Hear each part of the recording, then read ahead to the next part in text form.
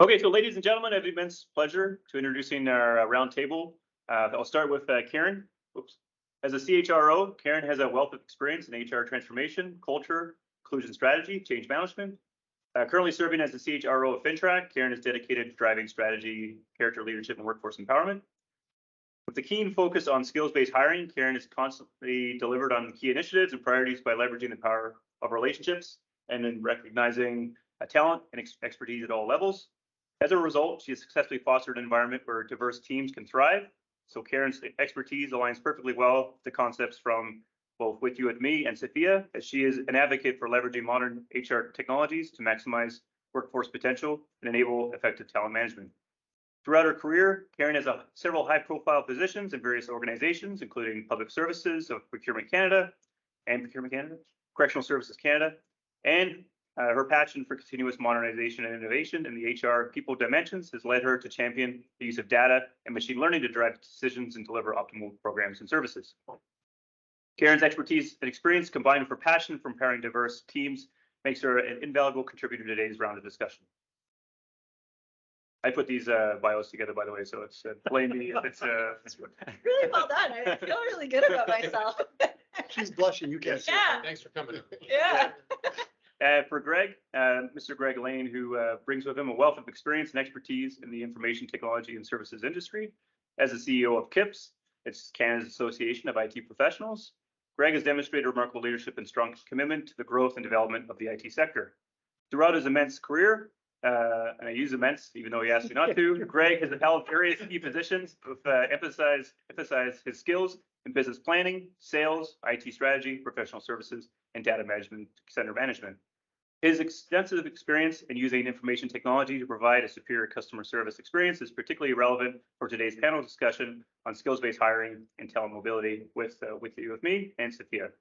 In addition to his role as CIPS, Greg has been involved in numerous initiatives aimed at supporting innovation and entrepreneurship, such as serving as the executive in residence at the University of Ottawa eHub and working with AI Global, a nonprofit organization dedicated to adoption of practical and responsible AI for both government and business.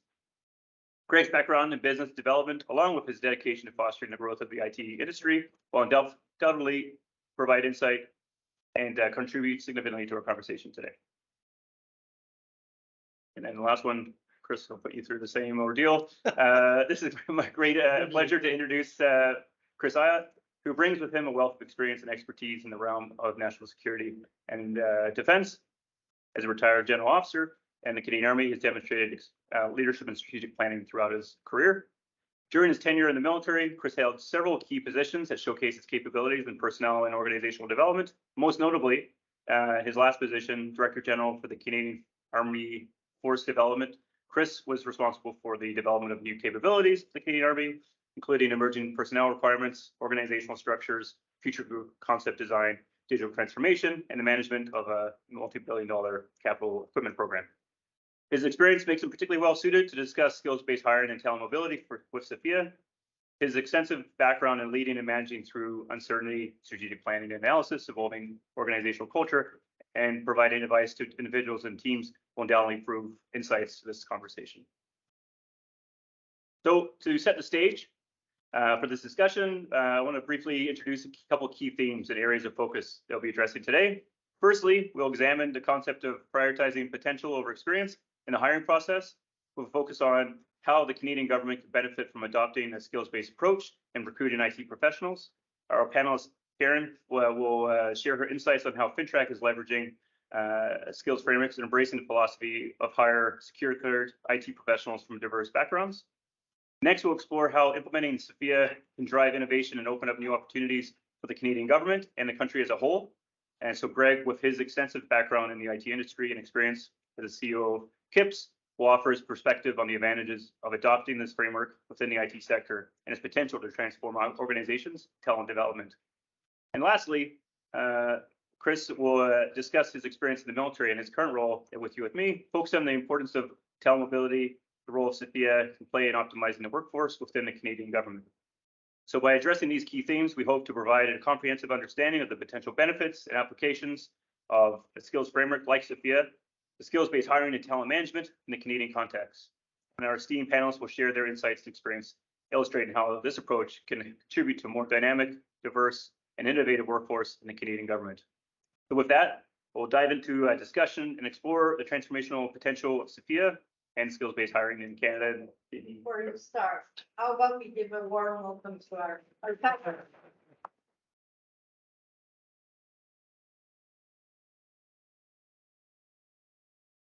So did everybody get every word Caleb said? You're all okay? All right.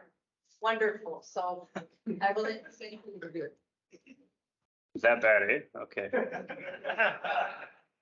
Perfect. So I want to open up the panel with a question for you, Karen, first, and how FINTRAC's adoption of skills-based hiring and prioritizing potential over experience changed the organization's approach to hiring and talent management. Could you share any specific outcomes or improvements that have resulted from the shift in hiring philosophy? Thank you, Caleb. Just want to hear a sound check from the back. Perfect. I usually don't have an issue with not being heard. I like to tell a little anecdote, but I will save it. But just know that I was kicked out of an area where I was told that I would probably be bothered because they were very loud, but then I was the one that was too loud. But kicked out in a good way. Kicked out in a good way. No, Karen is too loud. So no, thank you so much for having me. Thank you for the organizers, for the participants of being here. It's both it's more than a job for me, and I think this is something that I like to speak to the fact that it's not about doing something because we have to do it, but it's because it's the right thing to do. And more as we work with organizations, and especially within FINTRAC, I think many know who FINTRAC is and what we do. Certainly being Canada's financial intelligence unit, being at the forefront of combating money laundering, terrorist financing, it's all about being and keeping up with the skills. Unfortunately, those that are out there to do things that are not good in that space are quite advanced, and they themselves are keeping up to date with technology and looking at ways to do bad things. So part of my role, I've been at FINTRAC for 4 years now, has really been to look at how do we elevate ourselves as a top employer, a very inclusive, welcoming employer. You alluded to it, Caleb, that we are a high security organization, which means we obviously need to ensure that our folks have that top level of clearance, which can take time, and it can be sometimes another kind of bâton dans la roue. So excuse for my franglais, my English-French combination comes out, and if I throw out a Spanish word, then I'm really in trouble. But English is my second language, French is my third, so I try my best. But that was our challenge. It was, how do we stay current? And it's not just about bringing people in, it's about bringing the right talent in. So even in the terminology that we use, in the recruitment methods that we use, we knew the research, we knew the case for change was there, that, we need that diverse workforce, but we also need to really factor in and tap into people's potential. And maybe because I was biased in the sense that, I did move to Canada in my teens, I have lived experiences of having seen how difficult it was, whether we are from a diverse, background or just coming with experience from other countries. I saw the difficulties my parents faced in finding work here.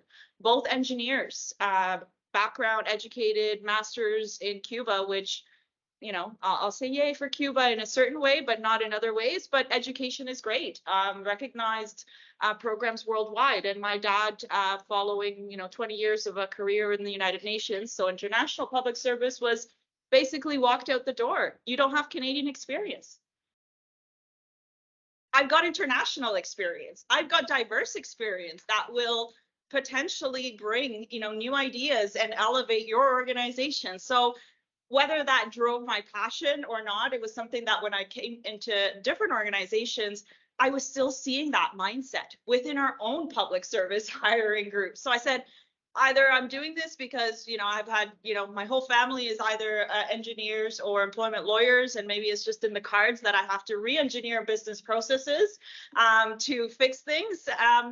But it became that driving force of, okay, we need to look at some of the foundational things. So we really started, we're not going to debate whether it's, data. We know it's the right thing to do to look at that diverse. So we started looking at things like our foundational tools, our policies, are our policies themselves creating barriers that we're not even realizing? So working with, whether it's organizations like With You With Me, organizations that are supporting individuals on the spectrum, just other organizations that are doing great work, we started chipping away at the barriers that folks didn't even know were there and that were contributing potentially to some of the challenges. So at the center, we've done things like rewritten our policies to have more language that invites folks to apply. So, you know, what the heck does an essential qualification mean? An asset qualification mean? Like the way that we hire is not even inclusive. And then let alone, how do we tap into the potential as opposed to that,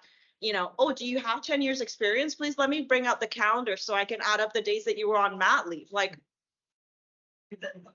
you know, and it's not, you know, and we're sitting there, do I need to read out the legislation to you that now we're talking about discriminatory practices? No, we're doing it because it's the right thing to do for the people, but for the organizations. And I think we were talking earlier, it's a win-win. Like you bring this diverse sense of thought and you tap into someone's potential, you know, and I've done quite a few psychometric assessments, and it's like, definitely there could have been a few different career paths for me, including in IT.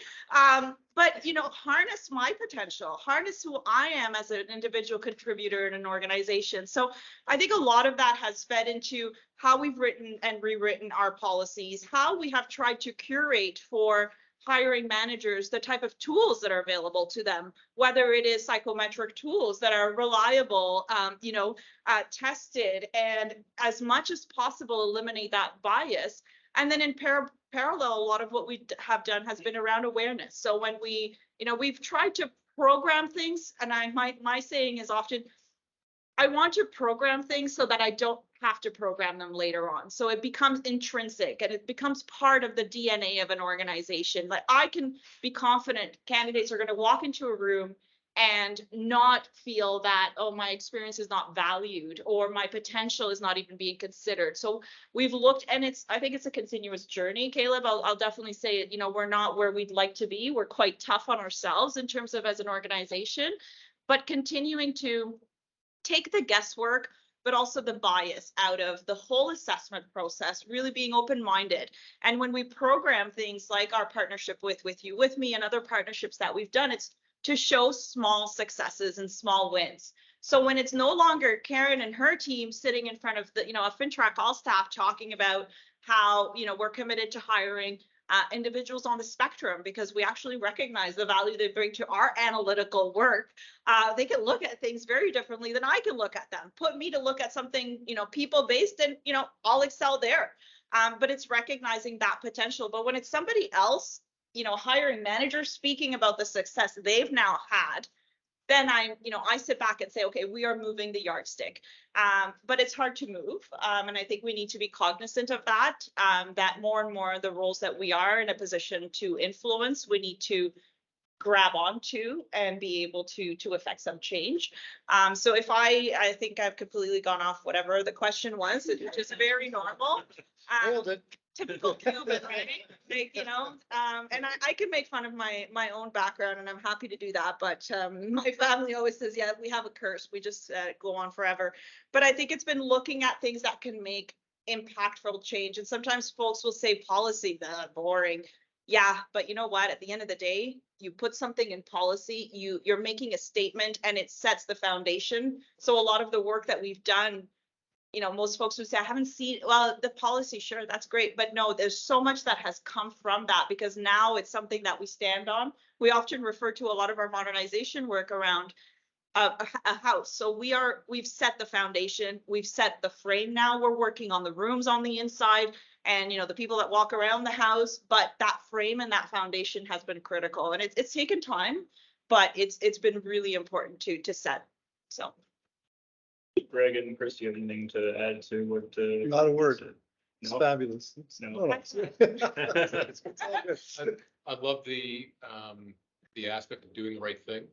And I find that a lot of times in defense, we kind of get in our own way when it comes to that, right? And the policy comment is spot on. I mean, it might bore people, but it drives organizations of scale, right? Organizations that are big need policies to sort of guide them because that is what provides you the good enough answer most of the time to a constant stream of problems that come your way. Mhm. And another side of that potential inside defense is you get people by the nature of the job who get ill and injured, right? And there are certain jobs that you need to have certain level of physical or mental standards for, probably far fewer than defense actually lets on or is structured to right now.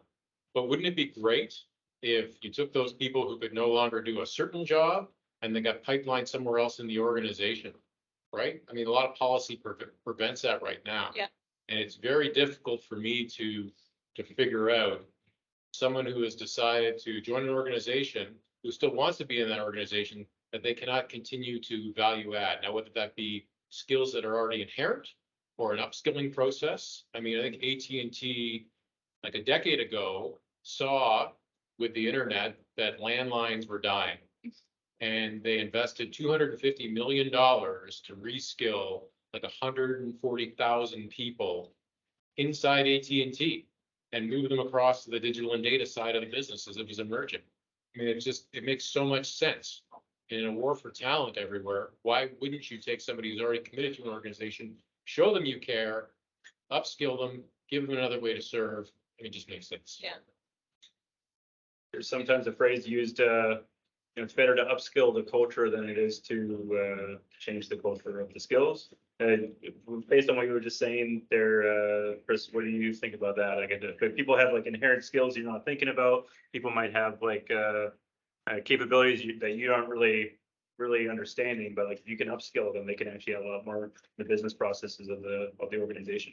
Yeah, we're talking about skills before this started, and I think it's another thing that helps remove that either a bias that somebody might have to select somebody for a role, or I mean, not everybody should be in the role of selecting people to do jobs.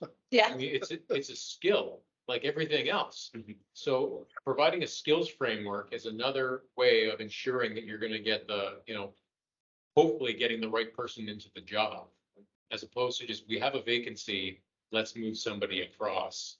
Yeah. I mean, if you get a good person, I mean, that's the first thing, right? Mhm. You get a good person with the right skills, I mean, that they'll do anything. Yeah. Right? And I think that's where it's really interesting in terms of, I was just talking a lot about recruitment and acquiring that talent, but the importance of that growth and mobility within organizations, whether it's baked in and programmed or, into policy. But again, just seeing that, we attract the top talent, but then how do we open up the doors for them to mobilize within organizations and to make those different stops along the way to grow their own potential as well, is something that we're exploring now. And that's where, you mentioned not everybody should be interviewing. Well, I also say not everybody should be leaders. Some of my, best individuals, brightest people that I've worked with in the past, put them through, different types of tools to assess their potential, and it'll say like they are individual strong contributors, and it's looking as well as an organization, how do we make space for that, and do we have policies that are preventing that, and how do we tap into those strong individual contributors and leave space for also the leadership space. So it's very interesting because I've got individuals that come to me and say I'm only a team leader because the money's good.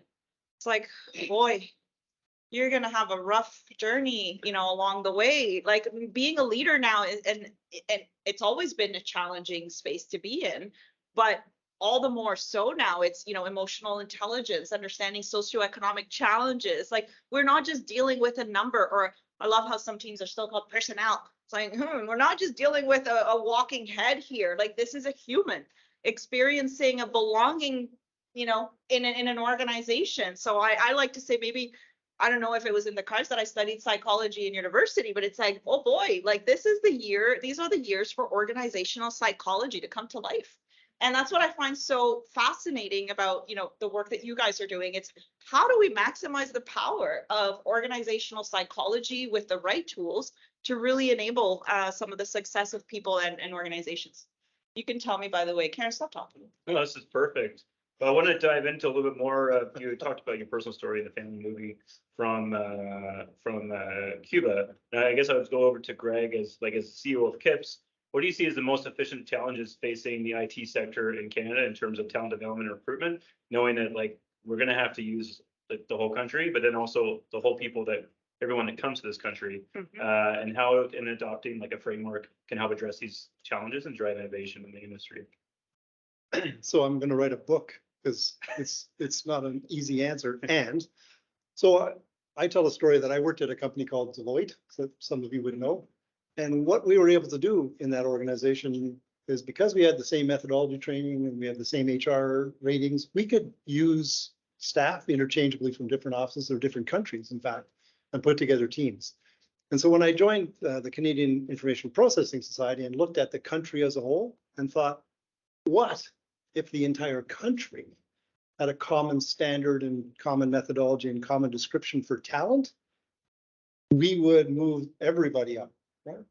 So the challenge we face as a country is we don't have enough talent. We literally don't have enough IT talent in the country. And even a lot of the talent we have isn't necessarily the talent in the right space as the technologies evolve and as business becomes more complicated.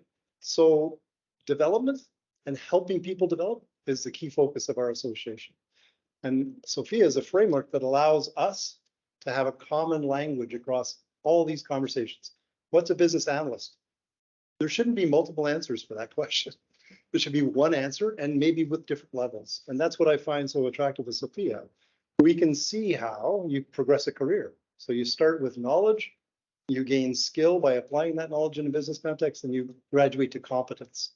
And that's across every domain and every area. But for IT, that's our focus, helping people understand where are you, where do you want to be, and then even showing role profiles. Caleb, here's where you are. Here's your personal profile, and you want to be a CIO, right? There's the CIO role. There's your role. You're a 62.37% fit. Here's where you match. Here's where you have gaps.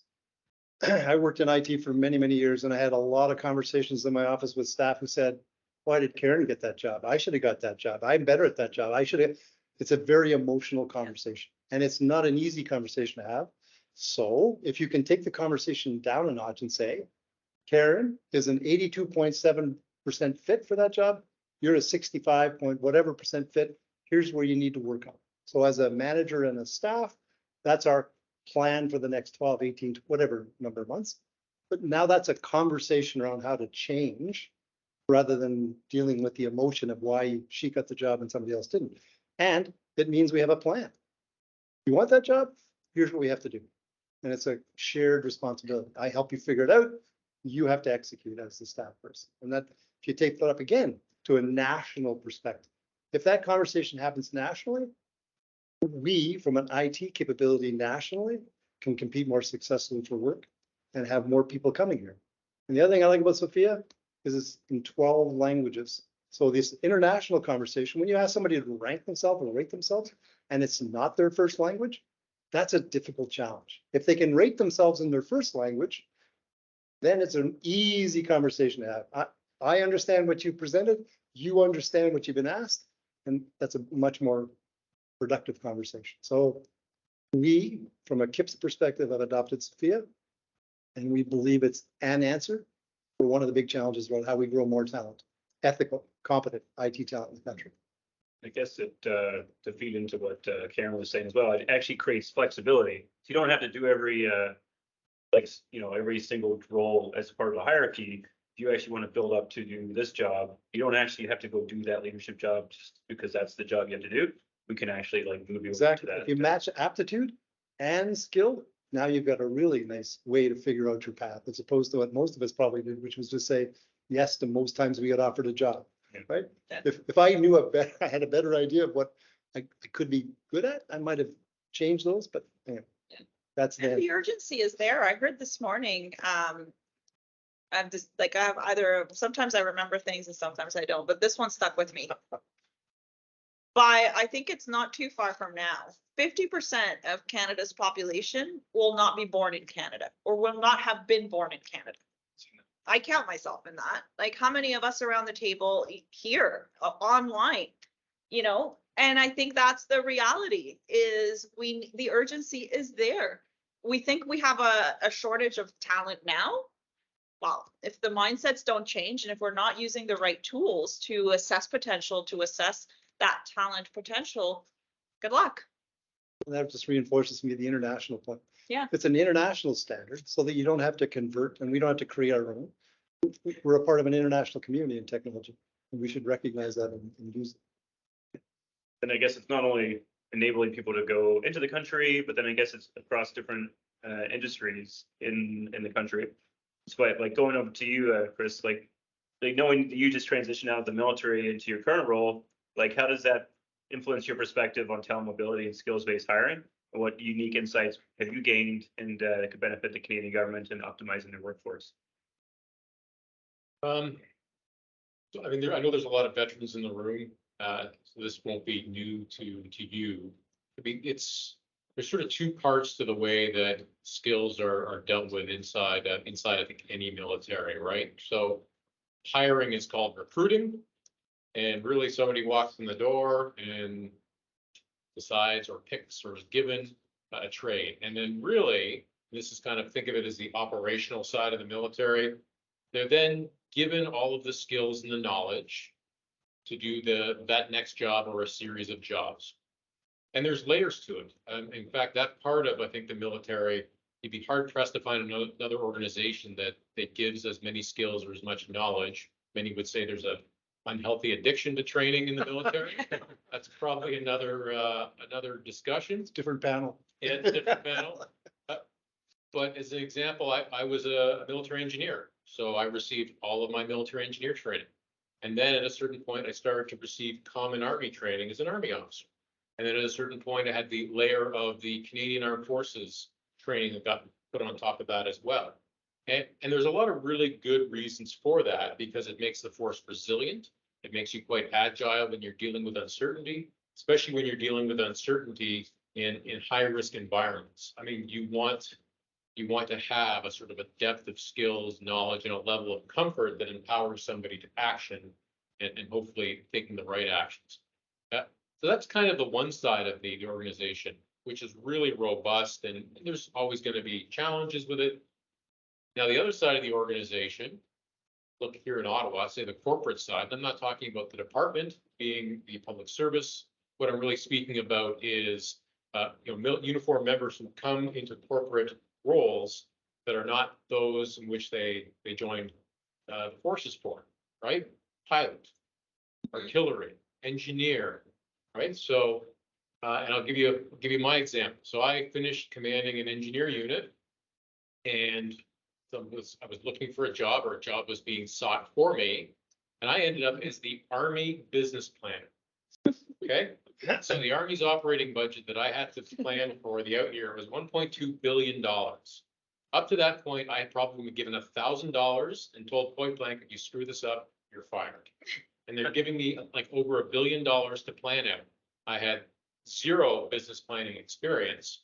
And this is a little bit of the talent management side. Yeah. They found a job that was good for me. I wasn't good for the job because I didn't have the skills. Now, I learned a lot. I had a great team around me, but it sort of asked the question, we're good on the one side in the military, but then we really should have found somebody with, and where are my new friends, like MBA? They should have found somebody who had an MBA, read a business background, or even was probably good with numbers in a non-engineering sense. And I think that is where the military tends to grapple with. Another thing we were chatting about beforehand, and it's really important for retention in the military, because those are the jobs that you didn't enroll for. Those are the jobs that you didn't, as a 17-year-old, say, I want to go and do this. They're institutionally vital, but they can also cause you to question why you're still serving. Now, wouldn't it be great if you still had to provide an institutional function, but it was something that you either had the aptitude for, the skills for, whatever it might be? The potential platform from WithYouWithMe offers that, and I think that's been a big eye opener working with the company, is how, quite frankly, easy it is to identify that and then pipeline people towards those. So I think there's a real opportunity for the department, especially when they're 18,000 short right now. I mean, do better. Yeah. There's partners out there who can help you. I mean, there's partners inside government who can tell you, like, this is how this is work. This is how we're succeeding at this. So talent management a lot of times can, at the detriment of the institution on occasion, say this job is great for you, but maybe you're not great for this job. Yeah. But talent management is so crucial. I mean, that's been another area too that would be, I think, something that I would encourage organizations to consider. It is not, silos of things. It really is an ecosystem of how do we tap into that potential, but then harness that potential. And talent management is another area where we've been, well, raising awareness, putting the program behind it, and okay, what does it mean? But at the root of it, it is to be able to tap in, like, how do we gauge your interest? Yes, there might be a hard to fill position because we use those questionnaires. Oh, we have a hard to fill position. But if the person that is potentially in the succession for it, has no interest, no passion, that's where data really for me is more and more as we, and this is also another passion and craziness of me, and my colleagues have heard me, I'm very excited about a new HR system that we're about to go forward with. And it comes down to the data and whether it's data, organizational data or candidate data. And I see them in the sense of how do we have more and more data to make these informed decisions, whether it's the way we recruit, are we recruiting the right, team culture fit? And we're also experimenting with, okay, well, how do we assess that culture fit of a team and potential hires? But how do we then move them in their own journey? And how do we leverage talent management to make sure that we're getting that? And I think, it needs to be prioritized. It needs to be elevated to something that is important for it to happen. So I told Karen I was going to embarrass her as well. So, the data is absolutely an enabler, right? It makes it more efficient, but you need to have the leadership to actually use that. If you have supervisors, leaders, whatever vernacular you like, who aren't particularly interested in doing that job, if people are busy, I get that. But it seems to be the first thing to fall off anytime people get busy is other people. Yeah. Is engaging with other people, engaging with the team. Right? So you need the data, yep, but you also need leaders like Karen to be passionate about making things better, about their team as individuals.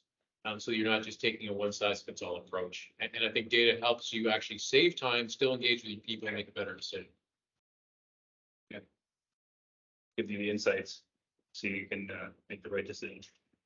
But back to you, Karen, what advice would you give to other public sector organizations looking to implement a skills framework or adopt a skills-based hiring approach? What are some of the key considerations and best practices that you've learned from your experience with FINTRAC? I would narrow it down to 3 things. I think, we're in year 4 of a lot of the work that we've started, and you'll notice I say we a lot because it really is not, it will never work if it is one person driving it. It's about engaging within the teams. When we rebuilt our people and culture team, we were specifically looking for that mindset, that, character, as opposed to, well, so do you have 20 years experience working with the Public Service Employment Act? Because I can send you on a course that will pretty much cover, Jose's laughing. We go back with many fun stories. So it started with, like, it's not, no one is in an island. I think for me, it was really about bringing that right energy as a team.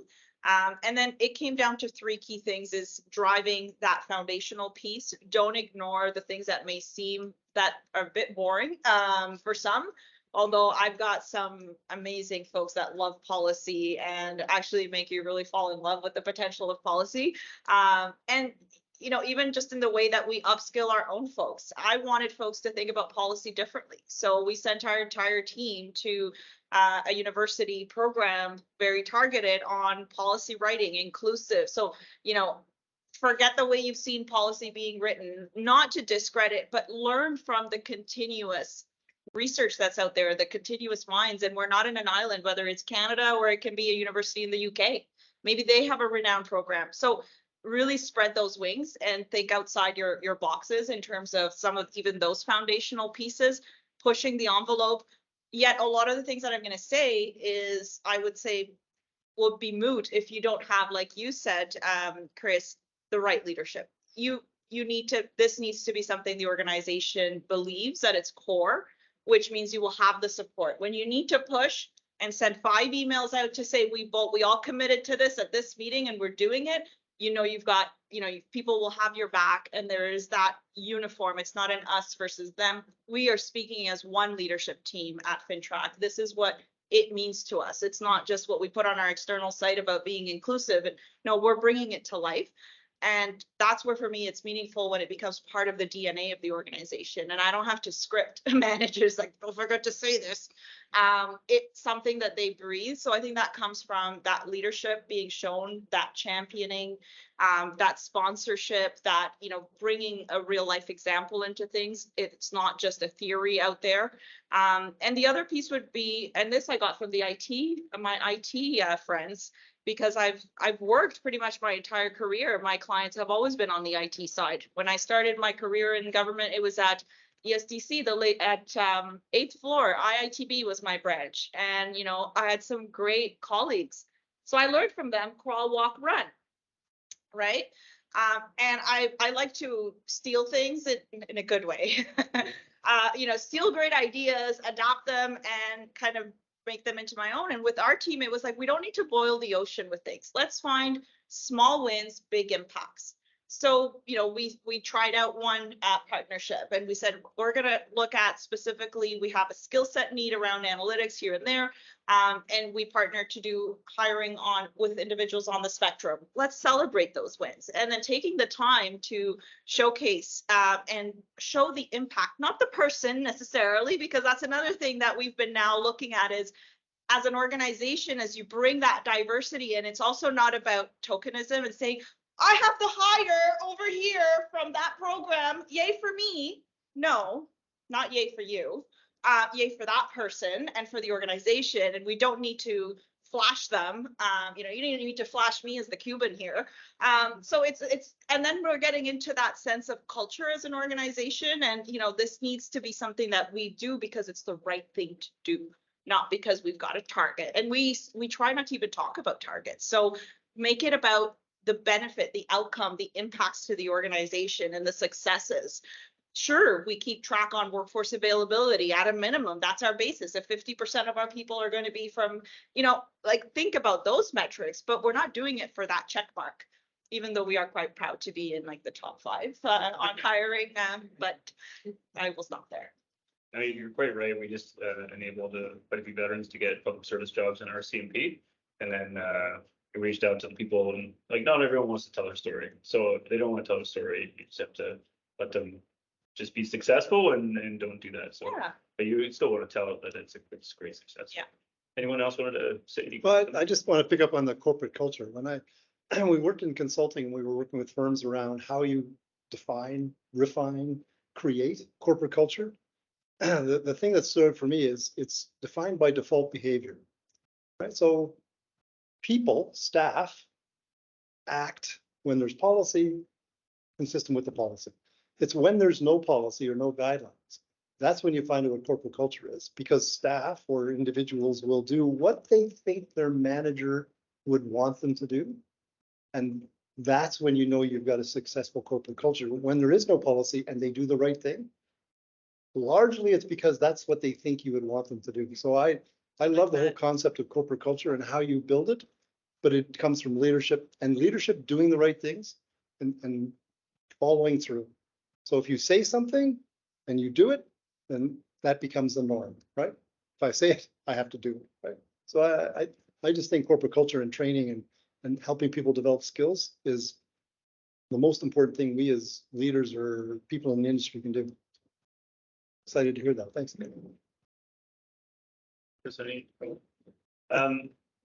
Perfect. I'll actually go over to more of an international question. It's for you, Greg. If you could provide any practical examples or use cases of organizations that have successfully implemented SFIA or a skills framework, and what the benefits that they experience as a result, and how will these successes serve as a model for the Canadian government or other companies or public sector organizations? Yeah, so the best example in my experience, at least, is the Australian experience. So Australia adopted SFIA and they have a countrywide license. So everybody in Australia can use SFIA. The government, public sector in the federal government at least, adopted SFIA across the board. And they're very similar to the Canadian government. They got 100 departments, all these separate business units all over the place doing all kinds of different things. And mobility between those departments. When you ask most public servants, where do you work? Almost nobody says the government of Canada. They will give you their department. Yeah. Because that's where they feel like and or belong. And that from a corporate perspective, writ large, like the whole government, is not a good thing. So Australia has written job profiles for every IT job in the Australian public service, and that profile is posted. So if you want to know what that job is, you can look it up and see. You can compare your profile to that profile and understand where you have gaps. You can sit with your manager and say, so they can move staff between departments if there's an emergency or a challenge somewhere, because back to my Deloitte, they're all the same, right? They're plug compatible. And I think that's a brilliant strategy for an organization as large as the government of Canada to implement here. If you got a staff shortage, like a firefighter, you got a challenge over there, we'll pull some people in from other departments, and that works for everybody over time. In the short term, not so much, but over time it works. And that gives you that common ability to staff. So Australia is the best example in my mind, or that I've seen so far, and how you implement a framework across a diverse organization and then make it work. So I would recommend, I constantly recommend to the government to look at it. I like to joke sometimes, even when I was in the military, is like typically we're more likely to see examples overseas than across the road. And I was just talking to a design thinking discussion with the RCMP and CBSA, and was talking about some of the stuff that the military did or what CBSA did, and like none of the other departments are aware of what's going on. Not a clue. Even though their headquarters are all in the same city. So maybe enabling that flexibility and that talent mobility across all the departments would allow more mobility of discussion and good ideas and sharing, which would be pretty good as well. Yep. Would anyone else have any comments on that? Next. No, but you know what? No, okay, I'll say it. I think we do need to put a fire. I'm very bad with analogies, so I'm gonna calm down. I'm super bad with similes and I don't know what it is in English, but I make up sayings and I think they make sense. Just like when once I told somebody, wow, I really don't have a lot of hair on my tongue today. That's a Spanish saying. Because in Spanish, we say no tengo pelo en la lengua, which means I don't have hair in my tongue. It just means I'm not filtering today. Like I'm just saying it. And I got a really weird look that day. So now I always kind of caveat like, okay, my. You speak Spanish? Because I got one for you. If you speak Spanish, you'll get it. But maybe it's a Cuban one too. So, but no, I'll put it out there. I think we do need to light a bit of a fire and look at, and maybe not the best timing to say something like this, but a lot of our constraints are, we have collective agreements, we've got, things that make some of this mobility and the way that we assess and competencies, like it's all intertwined. But frankly, I do believe when there's a will, there's a way. And that's why part of the work that we're trying to do is, we're not trying to boil an ocean, but you can find some small wins and then amplify those and look at, well, maybe how can we influence the broader, government of Canada kind of public service space, whether it's OCRO or Public Service Commission around, let's learn from what other countries are doing. And maybe we can influence when we're at negotiating tables and show the benefit to staff, to their members. In our case, we're not a unionized organization, so we're in a position where I could say, okay, well, working with and consulting with the staff to learn what drives them, we can program that, we can policy that, and we can make a difference. But I do think we need to light a bit of a fire and say there is a case for looking at things differently in terms of how we, tap into skills. And so I would support that because my metaphor was firefighters. And if she started a fire, then we've got the perfect solution. Right? Right. There you go. It is very much sort of, we need to get out of our own way again on this issue. Right, because my sense is that a lot of the solutions already exist. And if you want to get down to it being far more stark, we're already paying for them. right? We've already spent taxpayers' money to develop solutions.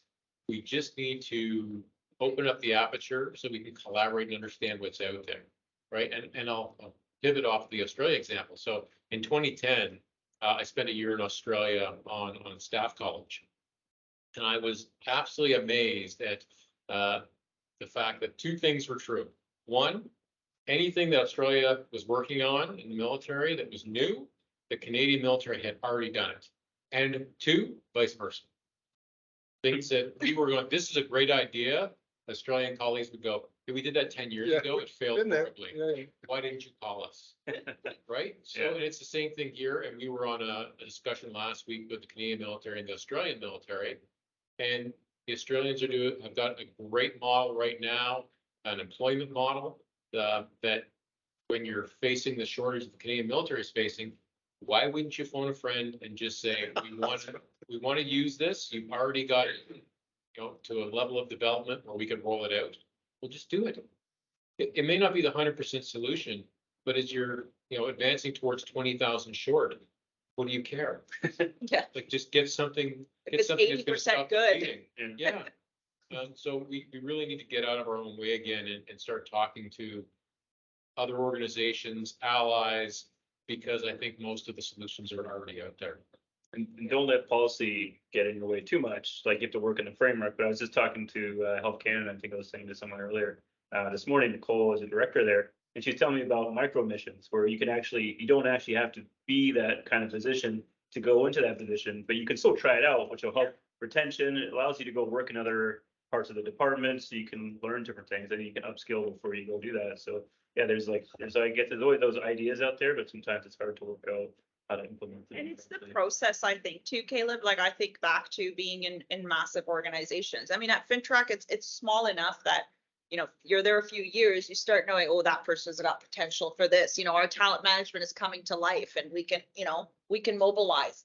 You're in an organization of 30,000 people. We have to invest in a process re-engineering. We have to invest in the right digital tools that will also help somebody like Nicole, somebody in a Health Canada to know I have 20 potential people available for micro missions to help on this. Because right now I'd like to know how they're doing it. Yeah. Because we are not, I would say, I'm going to be my own devil's advocate, it's through these very cumbersome processes that no wonder hiring managers are like, I'll just take him over there. Like, I know he's available. But how do you know that's really where that right talent needs to be or could be? So let's maximize, let's invest in, the people teams, and let's invest in these functions that are going to help ultimately bring a lot of that outcome and impact to organizations. But you're right, the programs are there, the mechanisms are there. We've got, we've branded them so many different ways now. They're there, but we also need to spend time, I think, on busting some of the processes that are creating barriers now on a different lens, which is hiring managers are busy, leaders are busy, there's a lot of complexity. Let's support them, let's enable them to have the data they need to be able to say, I've got 40 people that can potentially be on these micro missions. I'm going to, top. So I would say that that's also a space where we need to continuously invest in. Karen's spot on. I think this is one of the challenges that, especially I think big bureaucracies or big organizations face, is they don't let two things be true at the same time. They don't you have to follow the policy, but at the same time, you have to be flexible enough to realize when the policy doesn't make sense, leave room for innovation, leave room for new ideas. Those two things can coexist. Absolutely, they have to coexist. The problem is when we get ourselves into one lane or another, and we can't merge back and forth between the two. That's either there's no policy, and then it's just the Wild West, and who knows what happens. And hopefully, as Greg says, you've got a good culture, so things are going the way that you hope they are, or there's just so much policy that there's no oxygen for good ideas or for something new, which then leads you down the road of organizations being so risk adverse that they're just coloring inside the lines. That's all they know. Yeah. And there's absolutely no opportunity for people to be able to have their ideas win the day. And another thing we talked about earlier, right? How do you keep, new employees? How do you keep people who are passionate to join an organization excited when they come in and automatically there's a massive sort of wet blanket thrown over everything because, well, that's not inside policy, so, sorry. I mean, you're gonna lose them. Yeah. Without a doubt. Yeah, I know that guy. No, thanks for, I've just received a text from somebody that said I should be asking the audience questions as well, and not just asking all myself.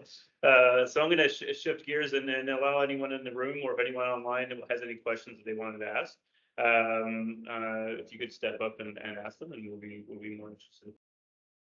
Anything online? There's a couple online, we can start with the room.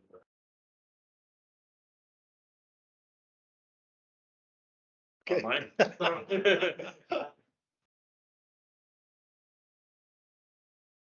How do you remove biases from the assessments? This is back, we're talking about the assessments. If they don't spend. If it's for me, I can take it.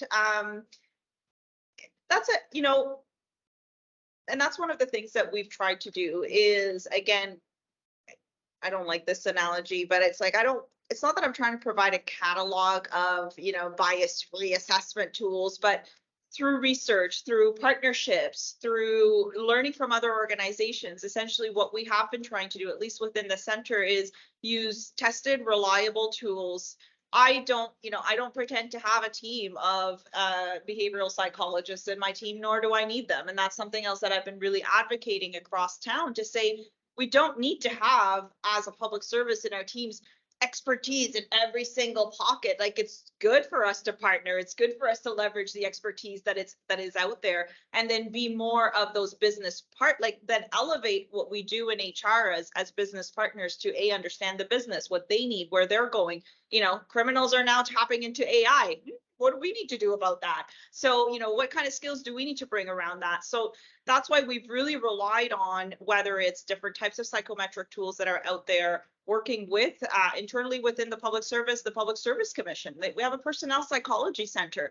How do we continue to elevate the work that they're doing to, again, not to take the guesswork, but to really simplify, streamline, and take away some of those systemic barriers that exist, whether it's through, archaic interview styles or knowledge exams that assess somebody literally ability to memorize the past 10 minutes of what they read. So how do we rethink hiring for character, hiring for, potential, and valuing in some, like, if I need to hire a veterinarian, obviously there needs to be a certain skill, education that comes with that, but still looking at that and tapping into what's out there, because there is quite a lot out there.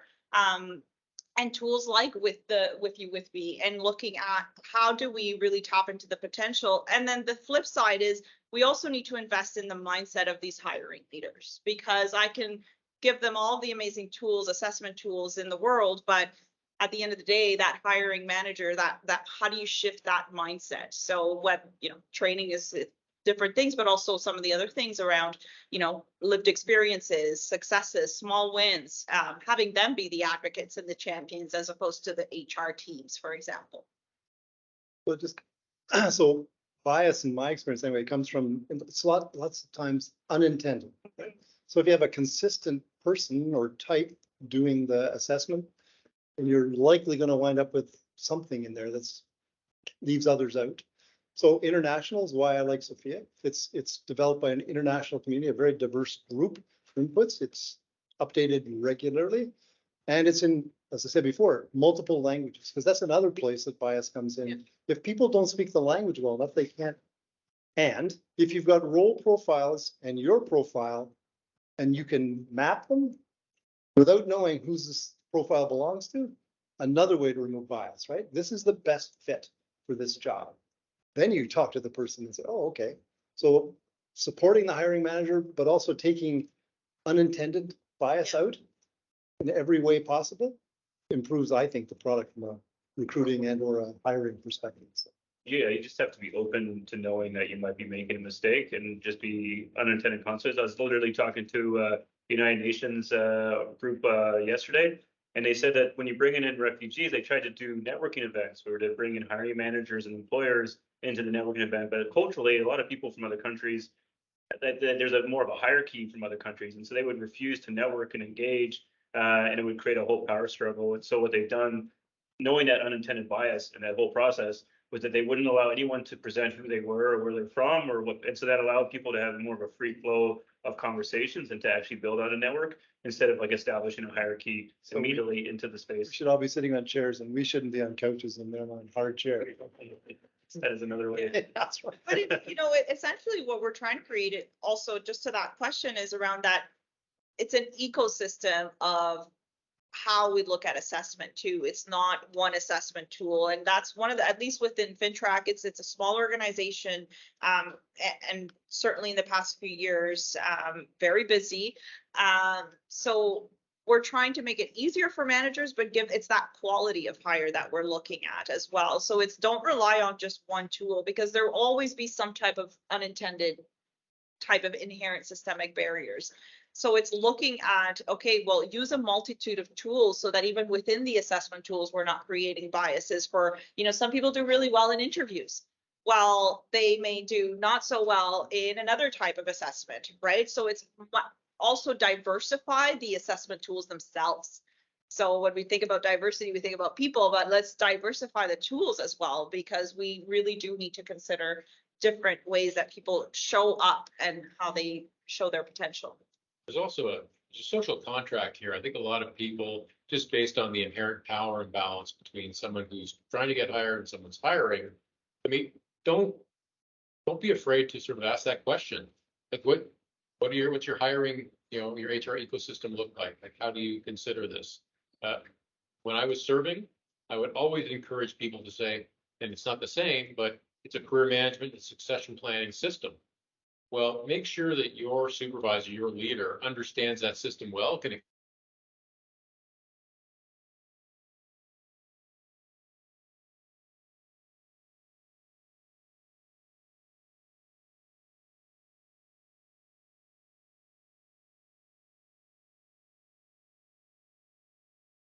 going to get involved with, or you're already in as a case builder. Yeah. Yeah. You're stuck with us. Any other questions from the groups? Yeah, but, I mean, we're talking about looking about people and seeing where the skills and their potential exist for the fit. And so I was just thinking now, like, what happens with the challenge when the organization that is looking to receive the fit changes how it's doing things, and because there's a lot of government policies, vision, things change, is where does that change of what we thought we were assessing people's fit and potentials for into an organization or culture? What happens when that changes, and how do we deal with having enough agility or flexibility of the people to be able to now work in that changing environment? I just repeat the question? Actually, they can't hear on my favorite. Okay, do you want to repeat the question? So, Sorry. Yeah, that was a long one. Yeah. We've done all this assessment and skills and potential and fit. What happens if the thing the organization you're fitting into, it changes either by policy or just by the characteristics of that organization? How do we dealing with the people that we brought in under one set of conditions, and now that's changed? How do we sort of keep that contract, like Chris meant, a responsibility to continue and look after them, not throw them out, even though our organization has changed? I mean, there's the AT&T example that I sort of cited earlier, which is a corporation valued its people, saw a shift coming in the industry, and thought, you know what, we love our people, we have great people, so let's give them the opportunity to continue to serve in the corporation, and built an internal retraining pipeline to move people across to another part of the business. That's one example, but that's a corporate culture and valuing your people. Yeah, so again, I'll go back to SFIA. There's 121 attributes in SFIA, and there's 7 levels, or up to 7 levels in all of those attributes. So even just the conversation with somebody around, that's what the framework looks like, and here's where you are. If the conversation doesn't move to, well, I want to progress or I want to keep progressing, then there's something wrong necessarily, or potentially in that conversation. And the model, from my perspective, looks at knowledge, that which you gain through learning or education or training of some type, skill, applying that knowledge, to competence. And that's a continuous, constant journey. All staff should understand, well, you're learning something new. We're going to give you a chance to apply it. And then you're going to, so updating your resume and updating an organizational talent pool, they're like micro macro, right? It should be the same conversation, just at a different scale, but constantly upgrading the organization. No, and I think the AT&T example is a good one in the sense of private, but to your point around the government landscape, I think ultimately public service, so I'm not talking government officials, public service, we are here to serve citizens. We're here to serve Canadians. And it's interesting because even during COVID and, tough times for the HR community during COVID, sometimes we would just sit back and say, ultimately, we have a duty. Thinking of my son who makes fun of me when I say that word, but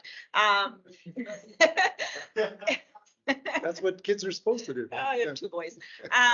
But like, look at it from that perspective. And when we look at it from the perspective of the public service of the future, needs to be agile, needs to be comfortable with change. Yes, because governments do change. But ultimately, any government party is there to serve the public, to serve its citizens. And how we deliver services is intrinsic in how we're hiring as well. We're looking for that agility, for that sense of, citizen service excellence. Not because I was in Service Canada during the days when it was actually put in place and I felt injected with service excellence one way or another, but it freaking worked. Like, I was bleeding service, and it was like, if I'm not giving you value, let's say you're the manager, you're my client, whether I'm a public servant or I work at AT&T, I exist to provide you with a great service. And that applies to you as a manager and my client, or to any public servant that is providing a service to Canadians, directly or indirectly. So I think it is more about the conversation of how do we continue to use tools that will bring us the quality, the potential, the mindset, and the character we need to have an everlasting public service that can withstand these changes that naturally are part of our society or our democratic country. And I think that is actually something that for me is, it doesn't matter. It does, but at the end of the day, I'm here to serve as a public servant and to deliver great service to Canadians. I'm a taxpayer as well. So how do I make sure that I have efficient processes that will stretch my people as much as possible to continue? So I think it's putting it in the sense of, are we actually hiring that way?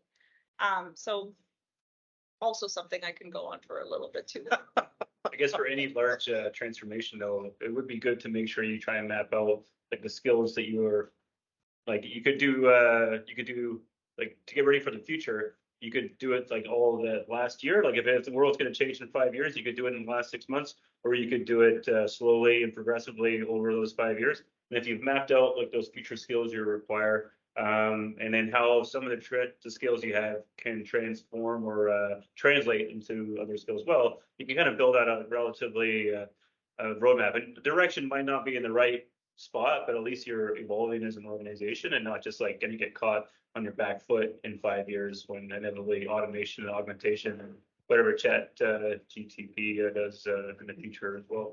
So yeah, just making sure. But the next thing, whatever. Yeah, the Francophone team has a lot of fun with chat GPT in French. But it's also helpful from a training budget perspective, right? If you know what skills you've got now, and you know what you need, then you can start to map out which courses or which training or which people should be on which courses in a much more logical, intelligent fashion, right? And you can support and justify it. Yeah. And somebody says, well, why is that person getting it? Because there's the story. Right? So it's not that people aren't spending money on training. It's not, it's maybe they're not spending at the right time at the right course with the right person. And they're definitely not able to spend on the right stuff if they don't have a roadmap or a framework. Yep. And so that's when it's hard to justify the training they've done because they haven't been on improved competencies or skills that they need both today and in the future. So, are there any other questions from the room? Yeah, I got one more online. So that's super, the room was super excited. Oh, we got one in the room. So I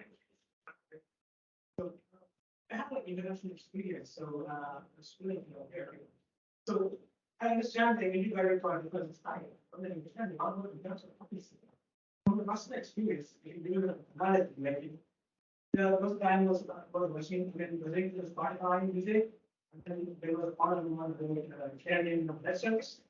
And then I really moved and then found carrying lessons because I'm 30%. I don't have any. I didn't get everything. Then I said to the lawyer, okay, so like, there's a lot of 3 years. Like, okay, 3 years. These are these nights. What are the barriers? I see how the barriers work. How it is there for obviously what is the barrier? So for the people listening in, the question was, like there is an inherent barriers to other jobs and even public service. Like how do you like reduce those barriers to enable employment in a pathway? Yeah. And I think what you're saying is even to something as meaningful as giving blood, you're not able to. You have to wait 3 years. There must be a reason for that. I can't give blood either because I lived in Africa and I had malaria. So for some reason, I don't know. I feel perfectly fine. May not be a good reason, but there's a policy. But there's a policy. Yeah, there is a policy that somebody hasn't looked at in probably 30 years. I don't know. I don't want to criticize. But, and I think where it comes down to my point around foundation. And I think it's leaders taking the bull by the horns. That's a real saying. Hopefully it's a good one. To say I'm in a position to at least influence and question. And that's what I tell my team most of the time when they come to me with an issue. Is like, why? Let's ask why. That doesn't hurt. I'm going to learn. I don't know anything. I'm in this space, so maybe I will learn. I'm curious about your example. But we are seeing a shift. Most recently, and again, I'm out of the kind of core beast of the bigger public service. FINTRAC is a separate employer, which we have our own enabling legislation. We are a high security organization. So if, I often go to university, we partner with the University of Ottawa quite a lot, and we do events, for persons with disabilities. And as a high security organization, we require top secret clearance. We are under the standard of Treasury Board for security screening, which requires that at our level, citizenship is a requirement. I've asked why, I've pushed, and I'm now being told that policy is being updated and reviewed. We'll see what happens, right? But we are seeing changes even from a Public Service Employment Act, which is the enabling piece of legislation for most of the public service, where citizenship was a requirement or you needed to give preference to Canadian citizens. I'm looking at José because her and I were in that field for many, many years. Now that's no longer a requirement in the legislation. So the changes are being made to legislation to change that, to reflect the fact that Canada is, it does take at least 3 years. When we immigrated here, it's 3 years of residency, and then you got to apply, and then, it takes another probably 6 months, and you go to your citizenship ceremony. That's the reality, but it's like looking at, okay, but why? And what are we doing about the policy instruments or legislative instruments that are creating some of these barriers? So I see the needle moving, and more we are pushing to say, well, maybe there are, and, in organizations like mine, it might not be because there is a, national security lens to it, and there is a lot of components around that. But in other organizations, we can definitely benefit from the skill that is coming and the potential talent that's coming from abroad. Yeah, I support that too. The one size fits all from a policy perspective doesn't fit. So there are lots of roles, I think, where you could, as a new Canadian, perform work like break fix and all. There's all kinds of work that can be done that doesn't have the same risk element associated with, are you going to be privy to knowledge or information that yada, yada, yada. So I think part of it's just, it's a hard job to figure out where that is and to maintain those kinds of divisions in terms of you can do these kinds of jobs and not those kinds of jobs. Then how do you defend it? Anytime you make an exception, you have to have a bulletproof defense, and that's not always easy to do. So the authorities are really key. So anytime you're trying to drive a change, the advice that was given to me many years ago is that if you don't have the authority to say yes, then you don't have the authority to say no. So far too many people take the liberty of just saying no offhand. But if they don't actually have the authority to make the change, then they can make a recommendation, but that's it. And understanding who holds the authorities for decisions is absolutely imperative to the driving change. Because then you know who you actually have to speak to in order to get a yes or a no. That's good advice. I love the authority to say, I'm gonna use that this week. That's right. And I'm gonna use the hair on my Hair on my tongue. tongue. Yes. Have to write it down for me in Spanish. Yeah, My mom in Spain right now will be so proud. you and I are both gonna get into trouble. That's We're not right, sure why. yeah. Sounds better in Spanish. It really does. It really does. Yeah, we'll probably, we're 15 minutes over time, I guess. I apologize, Oh, everybody. okay.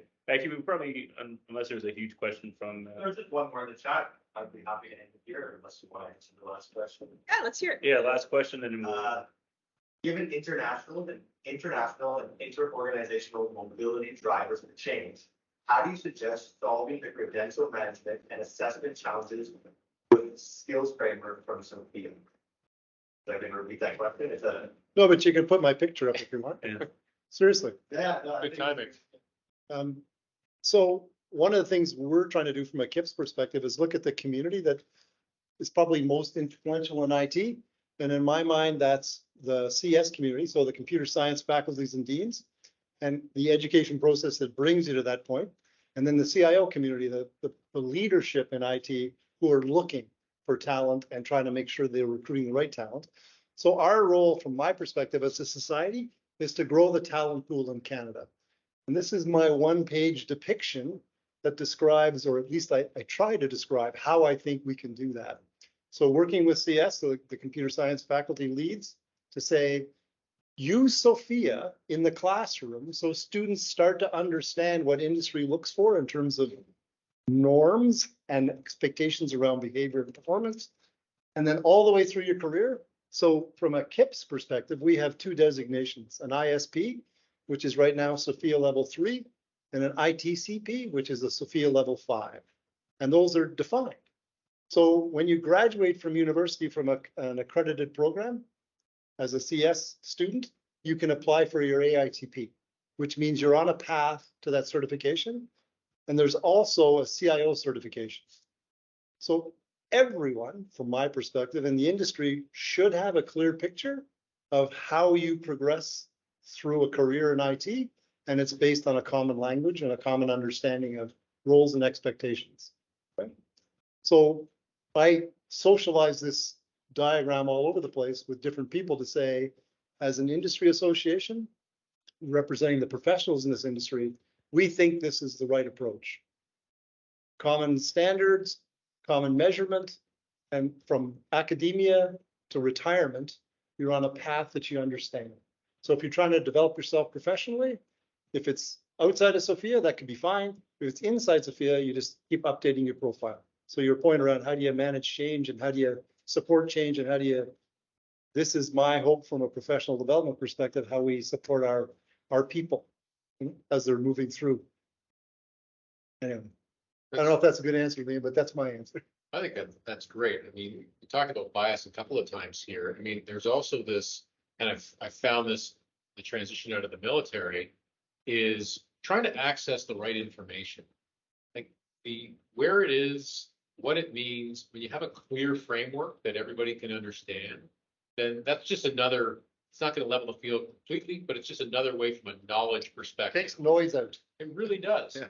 And I get so many people who contact me who are still serving saying, how did you do this? Or how did you figure this out? Because it's not clear.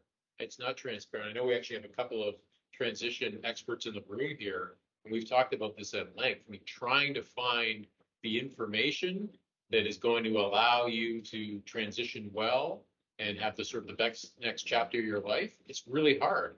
I can only imagine internationally trying to do it with technical issues as well. And it's tough. So I mean, this makes eminent sense to try and be very clear on what the rules of the road is and the path that's just laid out. and the key for it to be industry led in a way. So like that way to explain like that question about change is like the industry's asking for more skills framework regarding like machine learning and artificial intelligence, because that's an emerging, although I know CP already has that, but like in a way that you want to build that out more to make the framework more rigorous in that new dimension, then it allows more people to follow in behind. It's constantly evolving, Yeah, and it's exactly. evolving with an international community contributing to Yeah. it. So part of the bias is coming from a single country or a single anything. Mhm. The broader the community that's contributing, the more likely that product is going to have legs in terms of being able to be used in multiple places for multiple reasons. So that's why we've adopted SFIA, and we continue to promote it. We continue to talk to it wherever we get a chance. So, anyway. Perfect. Well, everyone, we went way over time. And I apologize. That's right. For Karen, Greg, Chris, thanks very much for taking the time today. For everyone that helps set this all up from WithYouWithMe,